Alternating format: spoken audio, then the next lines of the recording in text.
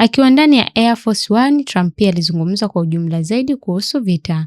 Alisema Iran inataka kufanya mazungumzo na inatumia AI kupotosha wakati, akiwasilisha msimamo mmoja na Waziri Mkuu wa Israel Benjamin Netanyahu. Trump alirudia madai yake kwamba Iran inataka makubaliano, akisema kuhusu mazungumzo ya kidiplomasia kwamba tunazungumza nao lakini sidhani kama wako tayari, lakini wanakaribia sana. Waziri wa mambo ya nje wa Iran Abbas Araghchi amesema kuwa Tehran haijawahi kuomba kusitishwa kwa mapigano, hatujawahi kuomba hata mazungumzo. Alipoulizwa kama yupo tayari kutangaza ushindi dhidi ya Irani, alisema hakuna sababu, na kuongeza kuwa Marekani imesababisha uharibifu mkubwa, ili tukiwacha sasa hivi ingewachukua miaka 10 kuijenga upya.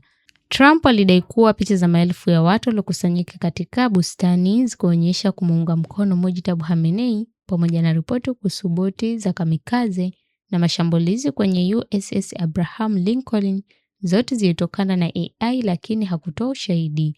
Alipoulizwa ikiwa aligombana na Netanyahu, Trump alisema, "Hapana, kwa kweli tunaelewana." Alisema atauita uhusiano wake na Netanyahu wa ajabu. Trump pia alisema bei ya mafuta itashuka mara tu vita vitakapomalizika, na vita vitaisha haraka sana.